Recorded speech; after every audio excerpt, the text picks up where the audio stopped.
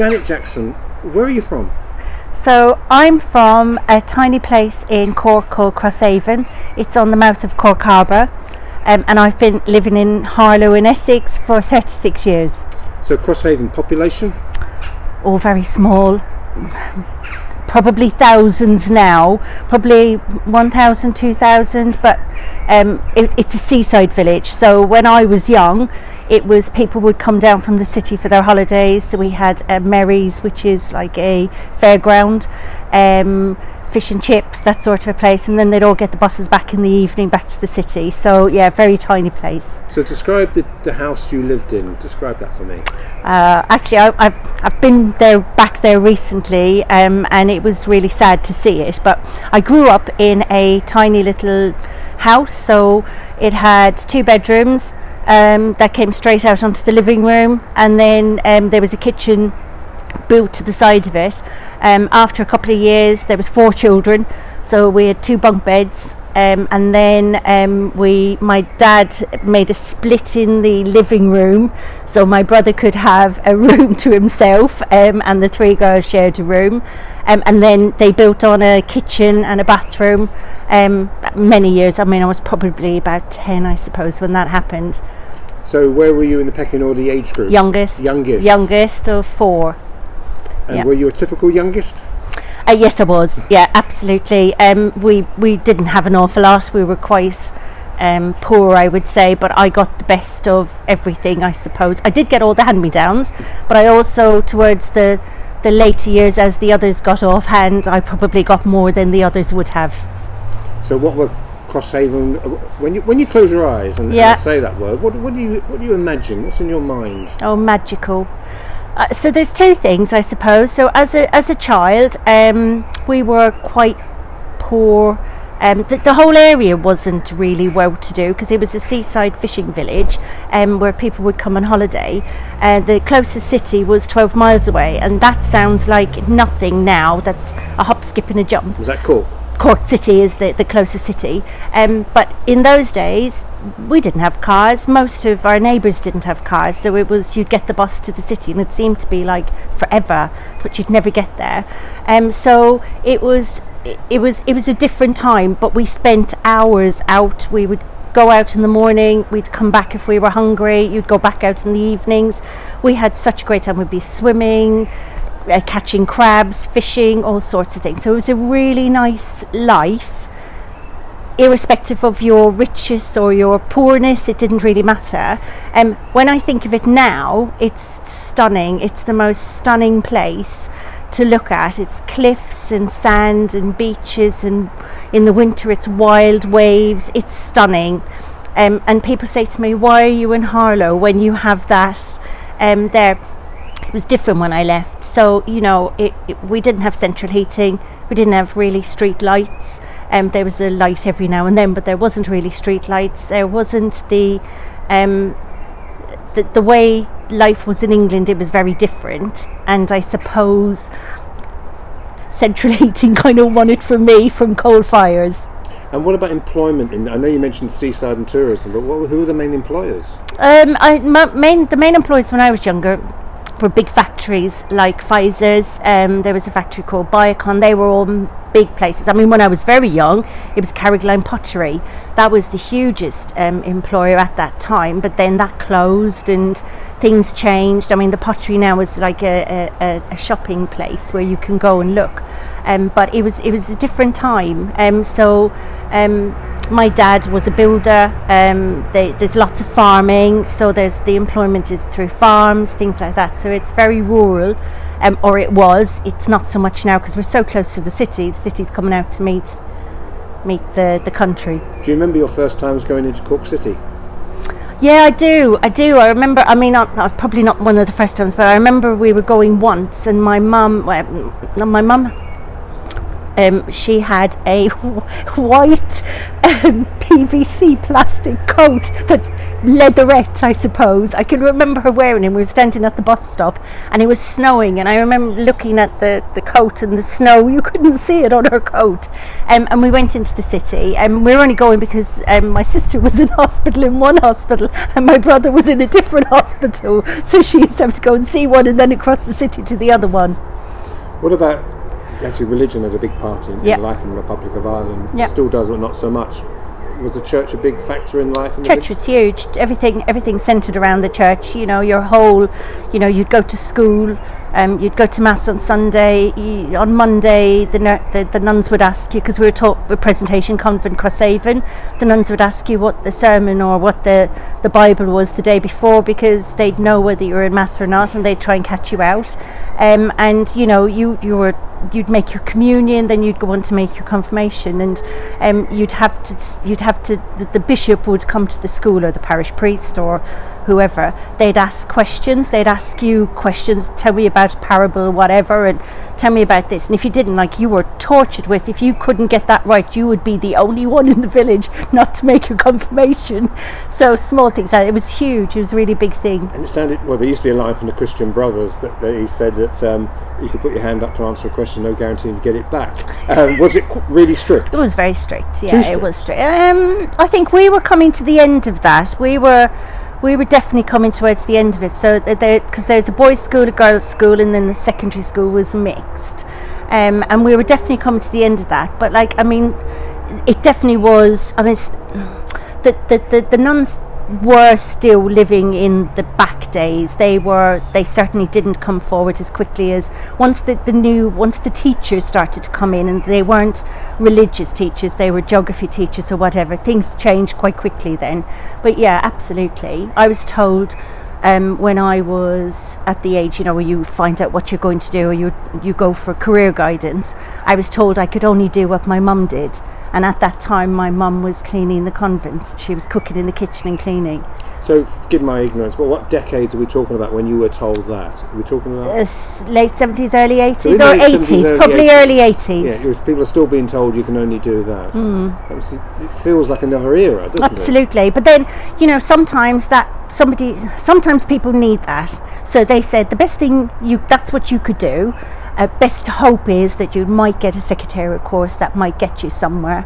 And at that point, I only ever wanted to be a police officer. I wanted to be a guard. That's all I wanted to do. But I was too short, because you had to be 5'5", and I was 5'3". So then I found out that if you joined the radio corps, you might be able to get in if you were shorter. So I thought, okay, I'm going to show her. So I went to college. Applied to do radio officer, and I got accepted into the course. Never did physics, never had any science subjects, so I had to work really hard, and I qualified as a maritime radio officer on a ship, with radar maintenance, lots of city and guilds, and then couldn't get a job anyway because they'd changed the qualifications when I came out, and that led to me coming to England. So was it a job that would be related possibly to the army or military? Or Navy. It could have been in the Navy. Right. Yeah. We were. There was 3 girls. We were the first 3 girls they took doing it, and we were recommended for roles, for jobs, like Jay, because I was my maiden name is Janet Burke. So it was Jay Burke would be coming for the interview, and then when I turned up and I was a girl, it was just not acceptable. So with the Irish Navy, we applied, and that was 1986, and they said they weren't taking women at that time. And later on down the line, I did get correspondence for them in 1996 asking was I still interested and did I want to join. I was over here. I had 2 children at that stage. So what was the job you had in England? So came to England, got a job in a newsagent in White City in London, just behind Queen's Park Rangers football ground actually. So I was there for about 9 months, I would say 8 months, and then I got a job with BT. I was an engineer with British Telecom for about 8 years. Is that in Harlow? No, in London. So I was based in down from Southwark Bridge. So of course that in itself, why pronounce something Southwark? It's Southwark. So my first day, I phoned up Southwark Exchange and said, hello, is that Southwark Exchange? And they went, hold on 1 second, I'm just going to get Tom. And Tom came on the phone and I went, hello, Tom, my name's Janet, is that Southwark Exchange? He went, hang on, I've got to get Bob. So Bob comes on the line and I went, hi Bob, it's Janet. Is that Southwark Exchange? And he went, oh love, it's Southwark. And I just couldn't figure out, they didn't even want to talk to me, they just wanted to hear me say it. When did you actually come to Harlow? What year? I came to Harlow in 1990. And were you aware there was a peak period of such a strong Irish community in Harlow at one stage? I didn't know anyone from Ireland when I came to Harlow. I didn't know a single soul, and it took quite a few years before I'd met anyone. And I still really don't have a lot of Irish friends in Harlow. I don't really know very many people. I think you're probably the only person I know with an Irish connection. But there were generations from the 50s, 60s, but by the time the 90s, there'd be almost like the next diaspora. Like I left Harlow in 1981. A lot of friends, second generations did. My best friend is Lucy Thomas, her name is, but she's actually Lucy Thomas Burns, and her family are all that second generation Irish themselves, so we get on really well. So speaking of generations, what's your relationship with the Republic of Ireland now? Oh, I still love it. My heart beats a little bit differently when I think about Ireland, and I'd love to go back and live there. And I go back with, every time I go on holiday, I go back with the intention of looking for somewhere to live and to stay there and to change my life. And then I realise I actually don't really fit in there anymore.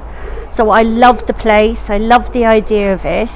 I don't think I fit in there. I don't really know anyone over there. I've been here my whole adult life. And then I come back here and I'm unsettled again, and I don't know if I really fit in here, and I'm stuck between a rock and a hard place the last couple of years.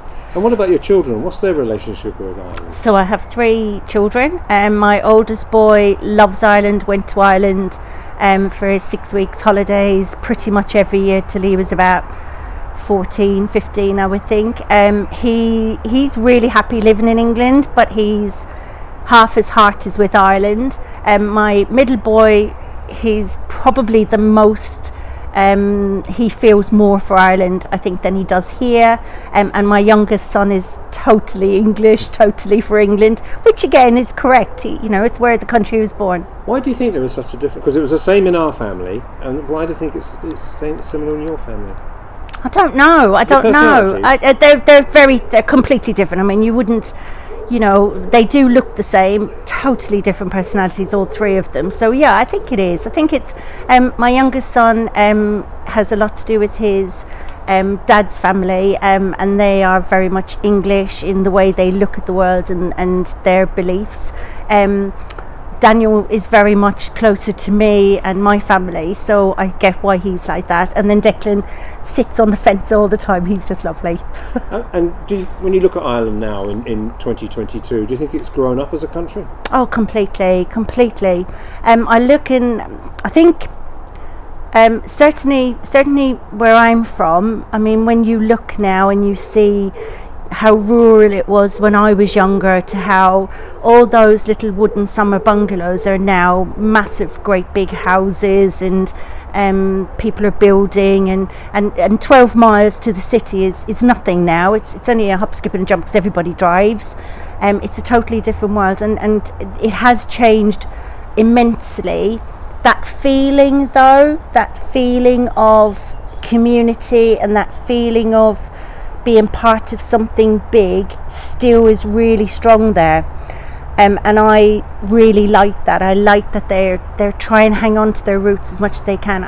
Maybe it's because they still learn Irish as a language in school, and but it's very different.